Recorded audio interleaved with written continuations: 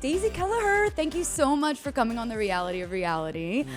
I do this every time, but before we got on, I was telling you how much I love you, how thankful I am that you're here.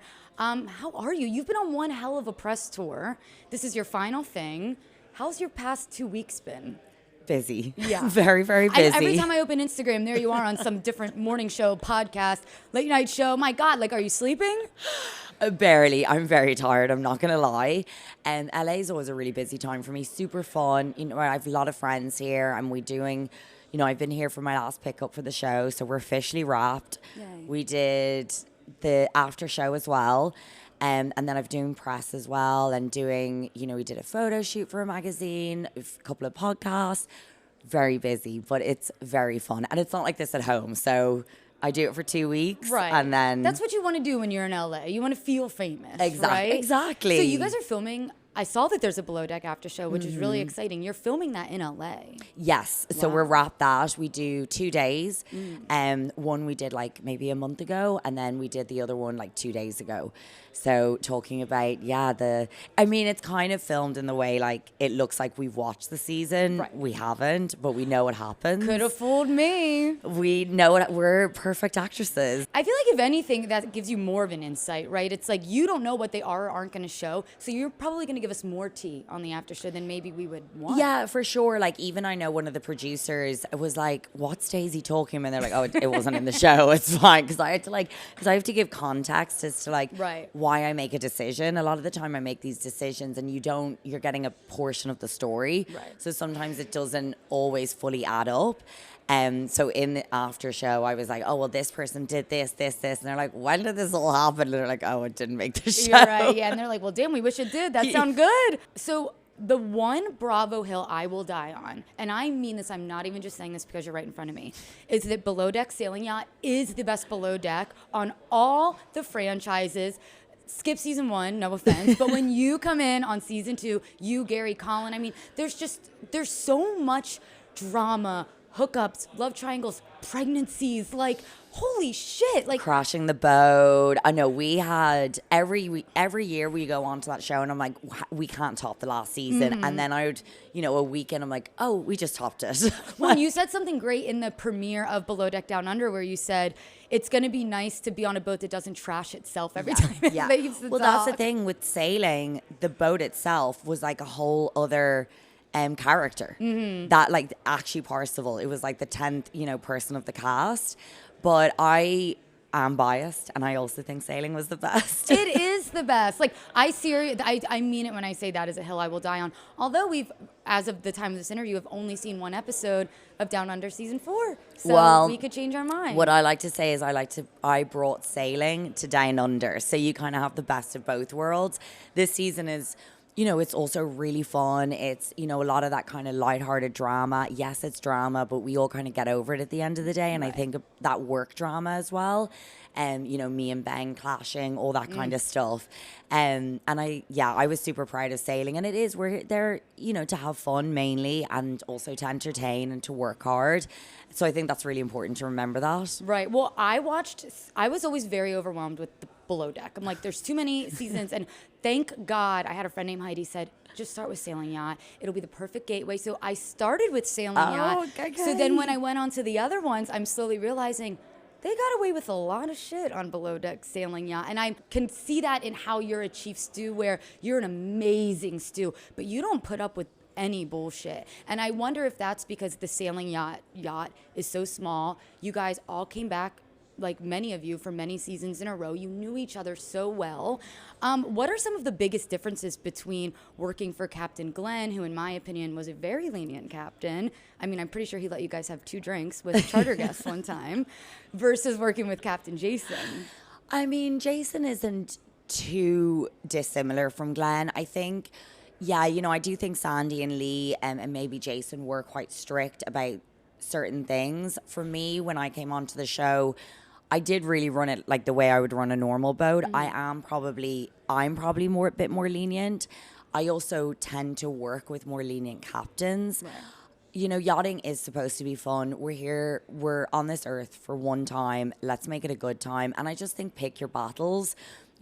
Sometimes I do watch the other shows and they're absolutely entitled to run their boat the way they want to. But sometimes I'm like, oh, have a little fun. I'm like, Exactly. Yeah, we're here for a good time, not a long time. yeah, Let's do it. exactly. And I think my priority is always the guests, and after that, it's to have a good time. Right. So if the guests are having a good time and they're being looked after that, then I'm like, yeah, let's let our hair down. Let's have a good time. And I think Glenn also embraced that. On top of it is part of we're running a TV show and we're making a TV show, but I really did run the boat just like I would on a normal boat. Yachting is fun. It's a fun person's game. And I felt like Jason, I was nervous that he was going to be more strict because I don't really respond to that very well. Right. When people try to tell me what to do, I tend to push back. But Jason was great, and Jason let us run the departments. And I think when the HODs are fun, that follows through. Yeah. So me, Ben, and João definitely know how to have a good time. Definitely. So I do want to talk a little bit about like Daisy before Bravo. I'm sure you've told this story before, but how did you being on Below Deck Sailing Yacht come to be? Like, I know you come from a family of yachties, sailors. You've talked about that on Sailing Yacht. And then what, you're just chilling in the middle of the ocean one day and you get a call to be on Bravo? Kind of.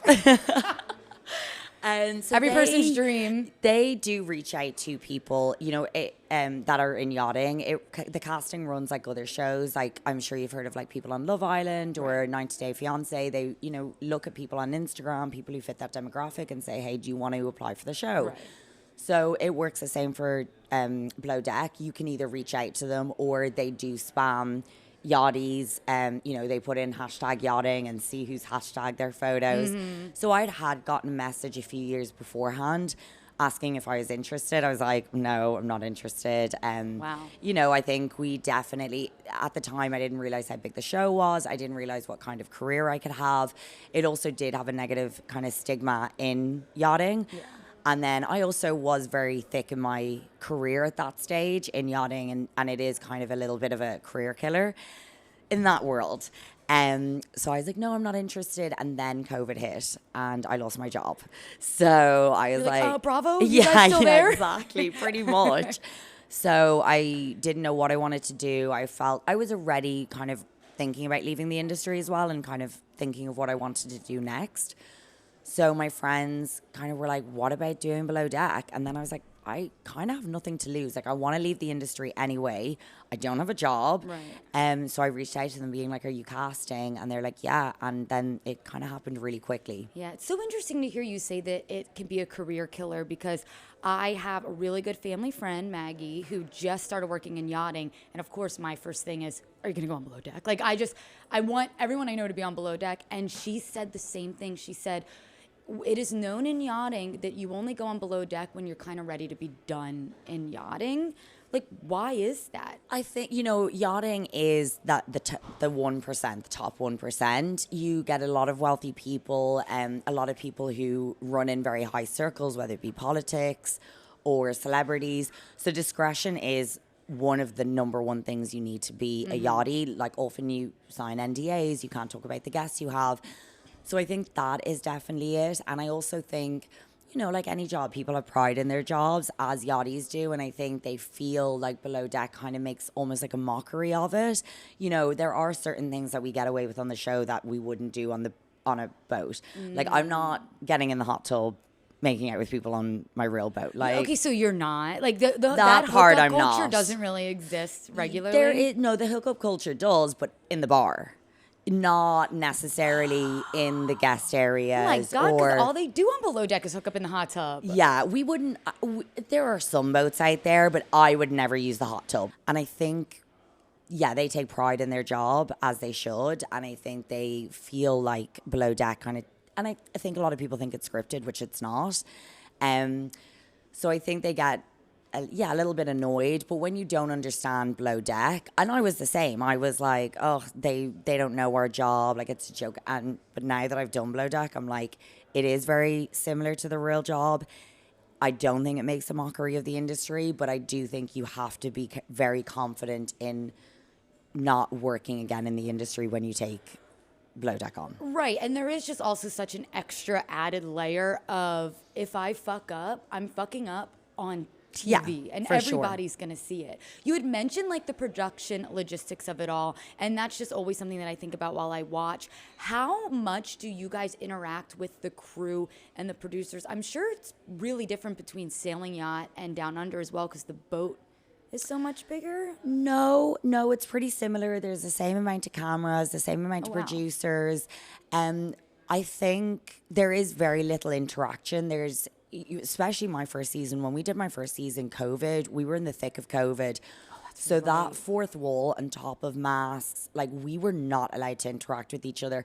The next year was a little bit less strict, but still pretty strict. And then the third year, no one had masks. People were talking to me. I was like, oh, you have like a face and a name. I was like, and I thought the show was always run like that. And they're like, no, it's just because of COVID, because that's all I knew. Yeah.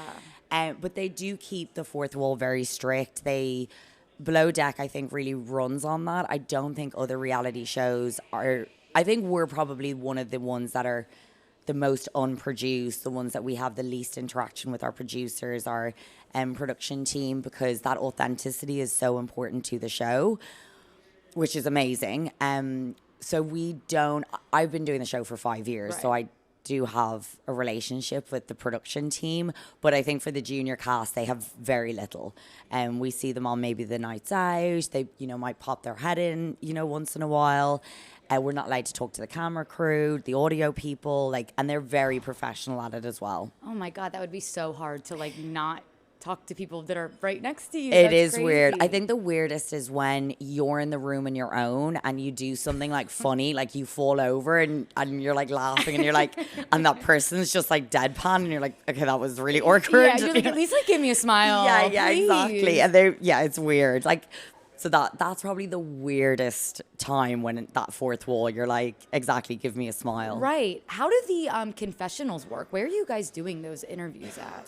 So we do them in the field, and we also do them post production, post field as well. Right. So when we come to LA. Below Deck Sailing Yacht hasn't been on for a couple of years. I guess it's on pause, as Bravo likes to say. Do you know any update from that? I know nothing. As far as I'm aware, it's, it has been announced that they're not filming at the moment. If they brought it back, do you think Glenn would want to continue? I think so. I think Glenn had a great time in the show. I think he really enjoyed it. It was fun to do something different, and I can't speak for him, but I think he would definitely take the opportunity. He's just my favorite. He's great. We love seeing him. We love Glenn. If, hypothetically, they did bring back Sailing Yacht, would you want to go back to doing the Sailing Yacht, or are you now comfortable on Katina, this massive Down Under yacht?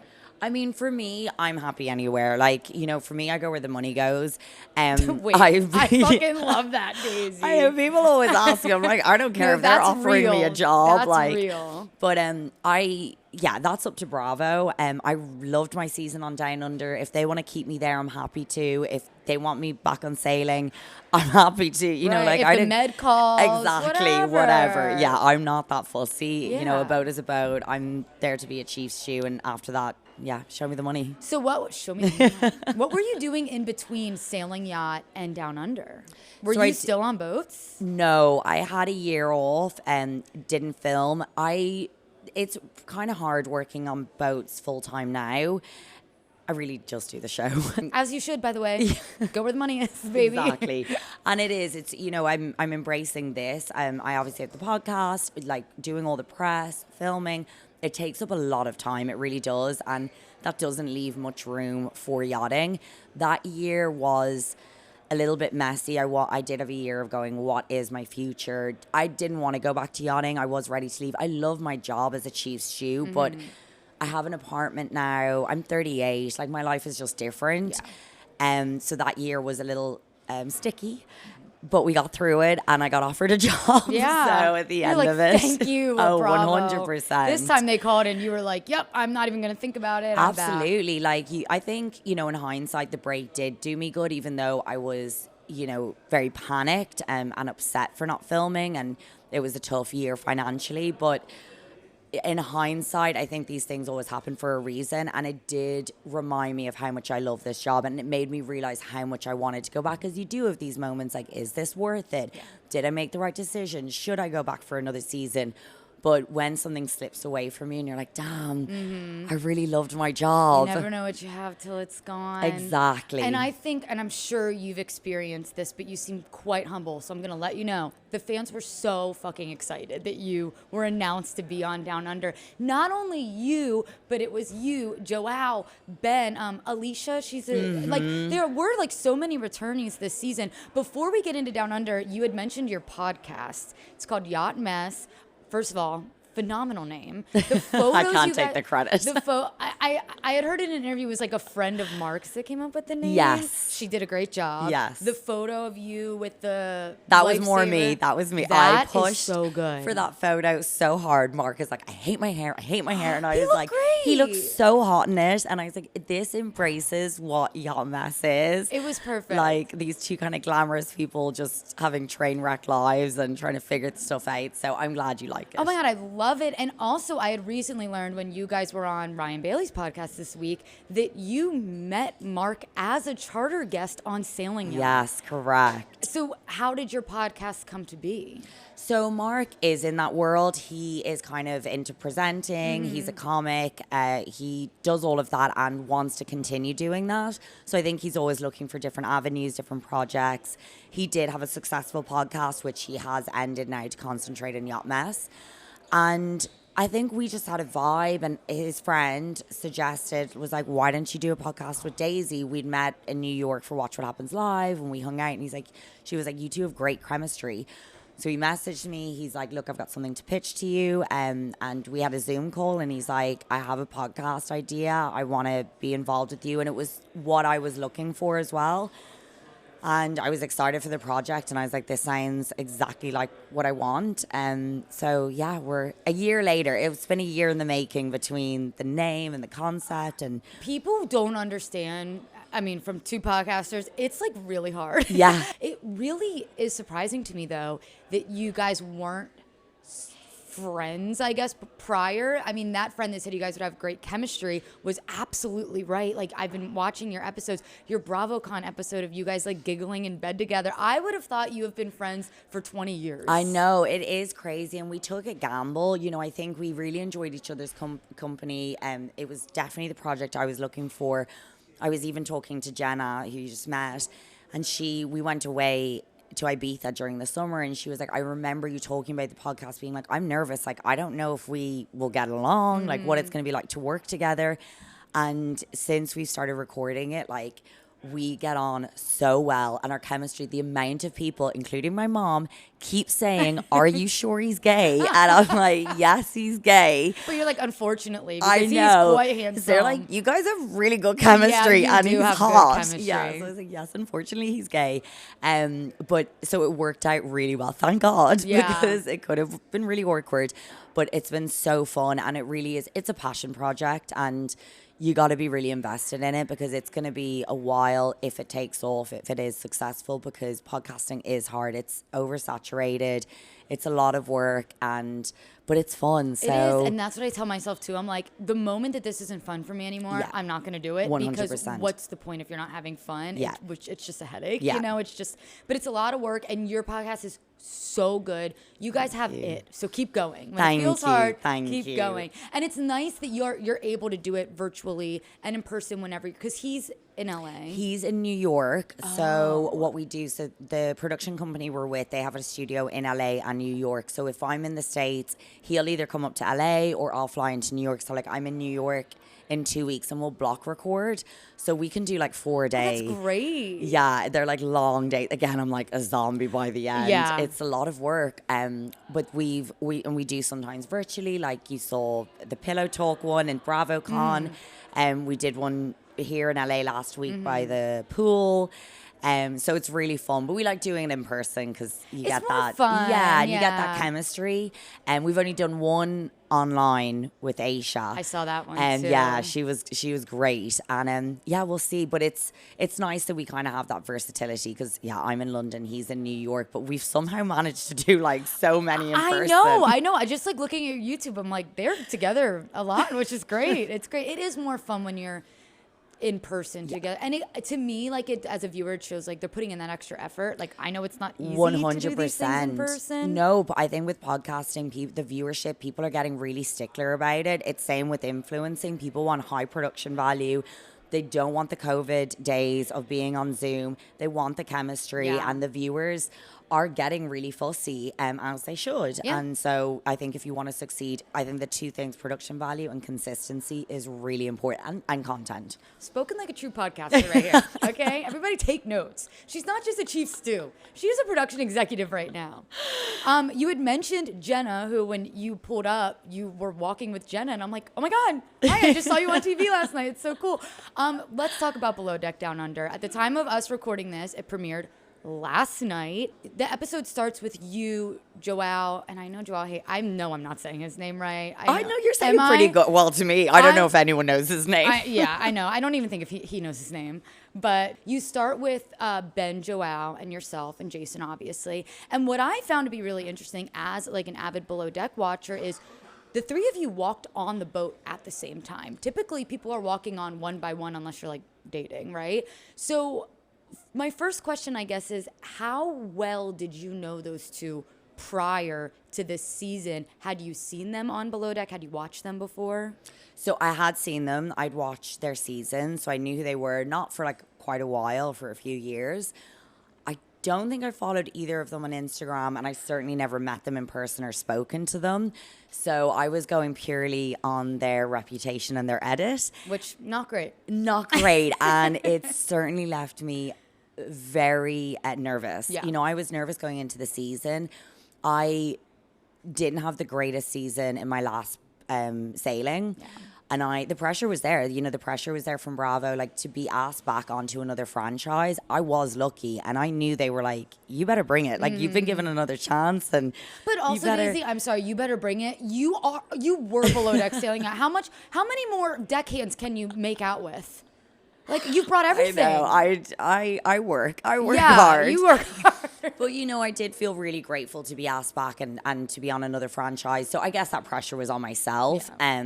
And then when I found out that Ben and João were my counterparts, I was like, damn it. I was like, how am I going to do this? You know, I know Ben's a huge hothead, and I've got João who has had conflict with his chief's shoes. So the pressure was just like, I was like, crap, I need to be really strong. Right. And I was. I did not let them bully me or annoy me. I told them who was boss and whose boat this was. Did you guys have an opportunity, because like I said, you had walked on the boat together. Did you have an opportunity to get to know each other a little bit before walking on the boat? No. So the only time we saw was what you guys see when Jason brings us. So Which is such a dramatic, amazing I know, scene, it's amazing. That was our executive producer, Well, CeeLo. and when they played it at BravoCon, I feel like afterwards everyone was just like dead silent. Like, I've never seen something like that. That was real time. So when I walked up, that's when I found out it was Ben and João. No. Yeah, that's full real time. So I sat there and I was like,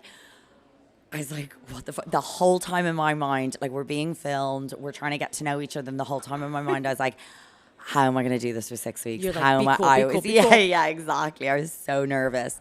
So that is all real time. And then the next day we walk onto the yacht. So we didn't get to know each other. You see that all as the show transpires. Right. So not only are you having to start this season with, in your words, two hotheads, famously, your very first charter was the Real Housewives charter. When did you find out you were going to have the Real Housewives of Salt Lake City on the boat? I mean, again, it was real time. So when I got that preference sheet, as you will watch it, that's when I found out they were coming on. Are you serious? Yeah. In that moment that we saw on TV? Yeah. So how did you not I'd be like, you know what? I'm out. Yeah. The anxiety was definitely there. And then that preference sheet, it definitely kicked up a notch. But we had so much going on. You know, I had Joe leave. I was on a brand new boat. I had a lot going on in my mind. So to be honest, there wasn't too much room to focus too much in the Housewives. I was like, okay, my anxiety's kicked up a notch, but I just need to put that down and just get back to work. I was like, I don't even have time to spiral about this. Right. You had mentioned that Joe left, and we did see that play out in the premiere. Was it, you know, the way that they made it seem is that it was minutes before the Housewives walked on the boat. It really was. This is the amount of comments I've seen that, you know, Ben coming last minute was produced. He was always, that's all real. Joe leaving that late was all real. Everything that you see is not produced, and that is no word of a lie. Like when she told me she like had to go, I was just like, I'm getting changed into my whites, and I'm like, okay, you've got to go. Like, I'm like, I don't have time to think about this. Like, I'm so sorry you're going through this, and you have my support, but I've got to get changed, and I've got to go up. And when I go up to Jason, that is all real time. The guests are coming, and I'm like, Joe's leaving. Oh my gosh. So she is literally leaving as a gaggle of housewives are coming on. And that is also what happened. So we had to sneak her off because we didn't want the housewives to see her, because we didn't want to have to explain, like, that's super weird. So the housewives will only be watching this and know that we had actually an extra shoe and they left. So we had to like coordinate it so they couldn't see it. It wasn't like we sent them down the passerelle at the same time, because then they were like, oh, who's that chick and where is she going? We just didn't want to explain it. So yeah, had to sneak her off while they were coming on. That is fascinating. Because in my mind, I'm like, it seems like this is happening really quick, but I'm sure that didn't. I love to hear that. I mean, I'm sorry that happened to you. It's, I hope Joe's grandfather's okay, and it did the right thing, and it turns into a great story. I'm not going to give anything away, but everything leads for a reason. And it's like sailing. Every season you're like, oh, you can't top this, or what's going to happen. You just feel like you're just going to have another boring season, another yachting season, and then it just keeps going. I'm like, what is going on right now? This is wild. And I know you are like a Bravo watcher as well. Like, you watch some of the Bravo shows. So I feel like being in it, even though it probably feels so crazy for you, I would imagine, correct me if I'm wrong, there is an air of like, but I know this is going to make good TV. Do you know what? With the Housewives, I knew it was going to make good TV, but I didn't know how iconic it was going to be. And the reason being is because they had such an amazing season, and that is part of it. And I don't think people are kind of clocking that because they're just like, oh, this is iconic, the crossover. And I'm like, but if they had a bad season, that would have impacted it, and it wouldn't have been so iconic. They're like, oh, the Housewives, like, that's fun. But they had such an incredible season. We come on halfway through their season. It just set us up for success. It was like the stars aligned, because like you just said, the Housewives had such a great season. You guys are so lucky that it happened when it happened.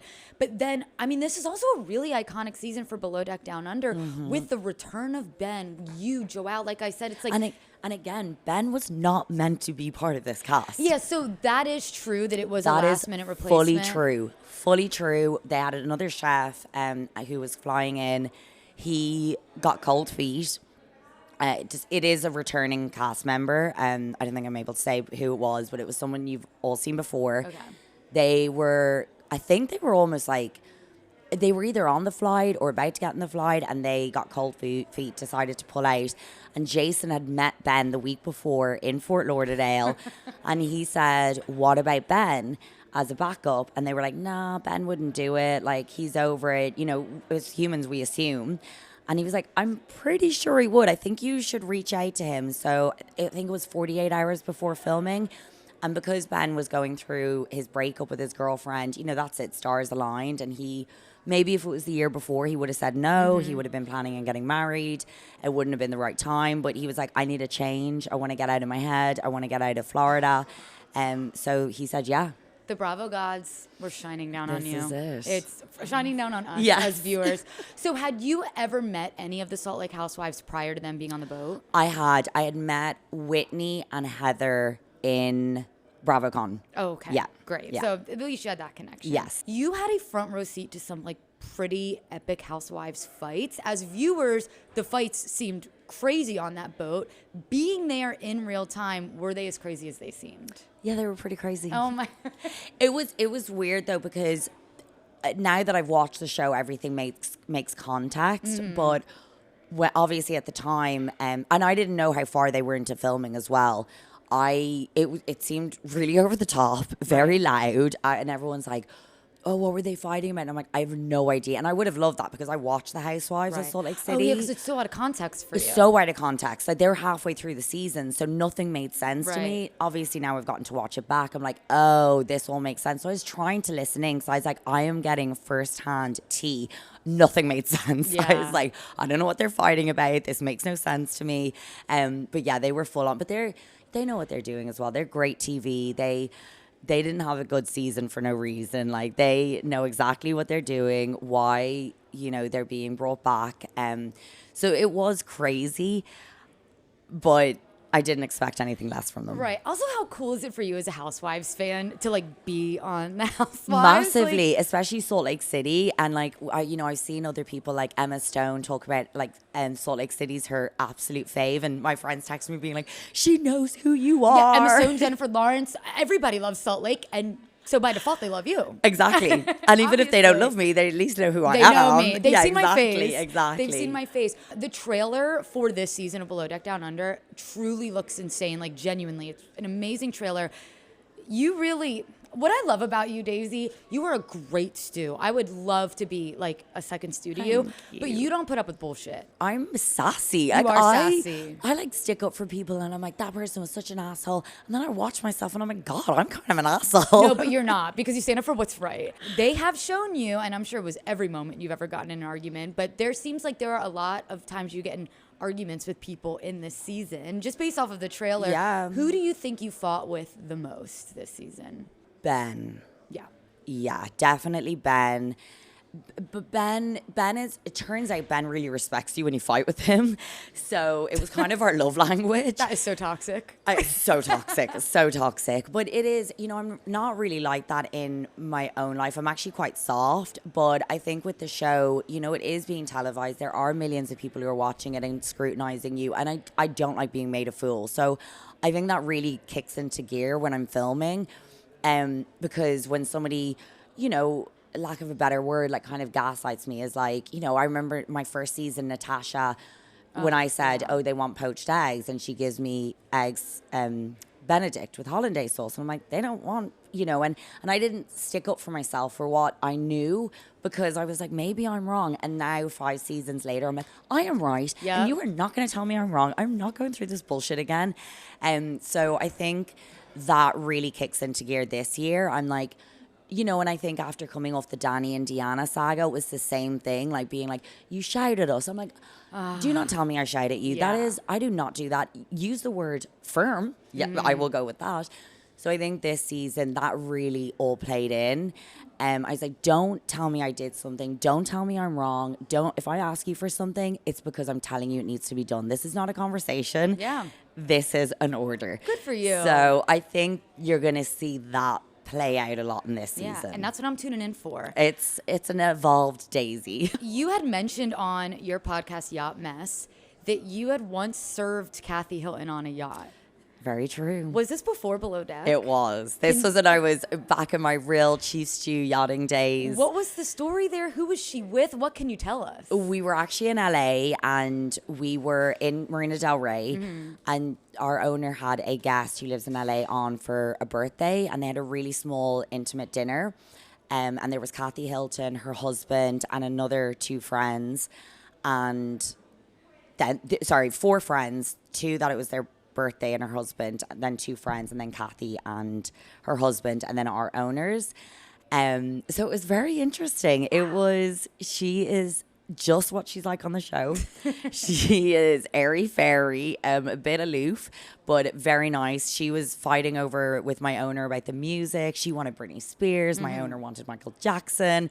But she was very entertaining. But yeah, it was a very full circle moment for me to now, pass her by in BravoCon. I met her daughter Nikki there. Wow. Yeah, I know super Nikki surreal. was like everywhere at BravoCon. I feel like she I just know, kept walking by me, and I'm like, it's Nikki Hilton. Is nobody seeing this? Like, I know, I never asked for photos ever. I mean, I wouldn't even do it before I was on TV. And Mark's like, we have got to get a photo with Nikki Hilton. I know. And I you was do. like, okay. Did you get one? I did. Okay, I went good. up and I was like, I am so sorry to destroy our view. Can we get a photo? It has to be done. Yes. And I feel like BravoCon is like you're allowed to do that. There. Yeah, and she was a safe super sweet. space. And I don't ask anyone else. I asked some of the housewives and stuff because we're like chatting, but I would never go up to someone. And I figured one and done. I'm allowed to do it. Yeah, because Below Deck is filmed like literally in the middle of the ocean, and so many people on your crew are from different countries. I feel like you guys, for lack of a better word, don't really get to experience like being Bravo celebrities the same way that people who have shows that are in New York, in LA, on land get to feel. Do you feel like Below Deck is kind of treated a little differently in that way? Yeah, I think so. And I think, it has its pros and its cons. I definitely think BravoCon's a really special time because that is the time when we get to be involved with other cast, when we get to feel the fandom. But it is also nice because I do think it keeps you grounded and it keeps you humble. I don't think we're necessarily treated differently, but yes, it is a different show where, we are workers, we're worker bees, and we're not living in LA, we're not living in New York. People are going off about their lives, and a lot of these junior cast members go and continue in yachting. So it is different, but I like it. I think it's important to just keep humble and keep grounded. And then at BravoCon, I can feel like a little celebrity and then go back to my real life. It is kind of like the perfect separation, right? It's the best of both worlds. I think so. Yeah. I think, it is easy. I see it with our cast. I see it with other shows. I'm sure it happens all the time in the world or culture of celebrities. It is easy to get a big head. It is easy to let fame, take you over. And for me, at least, I don't think I would do that anyway, but I do really like when people are like, what's it like to be famous? I'm like, guys, I live in a tiny flat in London. I am not famous. There's really sweet that you think that's what it's like. I'm like, it's not. And I think I like that side of it. So I'm happy to be separated and then dip my toe in every once in a while. You are famous, but just so you know. I like to say well known. Okay, that's true. It makes it sound classier. And just because you mentioned BravoCon, you've been to BravoCons, you've been to Upfronts. Who are some other people from other Bravo shows that you are friendly with? I know you went on Tom Schwartz's podcast. Yes, that's the first time I've really interacted with him properly. So nice. Yeah. Oh my God, I'd heard he was really nice. Wow, he is like genuinely a really nice person. He was so thankful. Oh my God, so nice. And I was on Brittany's podcast yesterday, who was also so lovely, who I'd also not really interacted with. So that was really cool. I've gotten friendly now with the Salt Lake girls. Like, I'd love to go up to Utah to see them. I'm friends with Lindsay, and we've hung out. I've gone to her house in Nashville. She seems like a fun time. She is a fun time. Lindsay is my kind of fun time. She's great. I'm trying to think who else I'm kind of friendly with. Yeah, some of the Summer House people like Carl, I know through Lindsay, who's always really sweet. He's very sweet. Yeah, I've met Austin and Shep years ago at Upfront, so I've always been kind of friendly with them. But every year, those friendships kind of develop a little bit more. But we're a little bit outcasty, so I need to keep working at that. Yeah, just being like everyone's DMs. Like, yeah, exactly. Me, Daisy? Exactly. I was on Housewives. And they really are really nice. Like, anyone, I saw Austin was in London the other day with something with Bravo. And I texted him, and he's literally 5 minutes from my house. And I was like, I can't believe I'm in LA. Yeah, we were all there. That's right. And he's like, that sucks. That's so annoying. I was like, what a shame. So sliding doors that way. But anyone you ever do slide into their DMs or say hi, they're really nice. Like, it really is a family. I know it sounds cliche, but people really look out for each other on Bravo. Yeah, I'd love to hear that. Yeah. I just want to thank you. Well, one, for coming here today, obviously, but for being on reality TV. Aww. It's scary and it's hard, but as someone that loves reality TV, like, I would have nothing to love if it wasn't for people like you that go on these shows. Thank you. That's truly, no, it means so. Like, I would never go on reality TV, so I appreciate, because I know it. I'm sure it's hard at times. But I definitely think one of the best things that came out of this show, when I decided to do the show, I was very insular in my reasoning for doing it. What was right for me at the time. I wanted to go and have fun. But one of the biggest benefits and perks that have come out of the show is people, especially people who are going through stuff. Like, I've had people who are going through cancer, people who are going through pregnancy. I had someone yesterday going through a terrible breakup, and she's like, you have given me so much joy with this premiere and helping with my breakup. That has been by far the best thing, because I'm like, wow, this is so cool that this is my job and I get to make people happy. So that is a nice thing. Yeah. Oh my gosh, that like makes me want to cry. Tell everybody where we can find Daisy. Plug yourself, sister. So my Instagram, TikTok, Daisy Kelliher 87, Yacht Mess the podcast. We've got Instagram, TikTok on all streaming platforms, Spotify, Apple, YouTube. Yeah, go check us out until I have another project that I'm going to plug. But they're the only two at the moment. And then if you're back in LA, we'll plug it here. Also, I love Daisy Kelliher 87. That's so millennial of you. Well, do you know what? It was Daisy Kelliher, and I got myself, before I was on, famous. Yeah. I was Well known. I was Daisy Kelliher, and I locked myself out of that Instagram. So again, before I was well known, I was 87, and now I show everyone my age. Yeah, and it's just really own it. So if you do go on to Daisy Kelliher, you'll see my old profile. It's still up there, but I can't get We'll have into to talk it. to someone at Meta. Hopefully they're listening and they'll reach out. Meta is the hardest bloody company to. Girl, I know. I'm so scared of getting locked out of my Instagram because it is like a career killer. You can't get back into it. It's going to be Daisy Kelliher 87XX. Yeah, your next one, yeah, whatever it exactly. is. Well, thank you so much for being here. Truly, it is an honor, and it was so lovely to meet you. Thank you.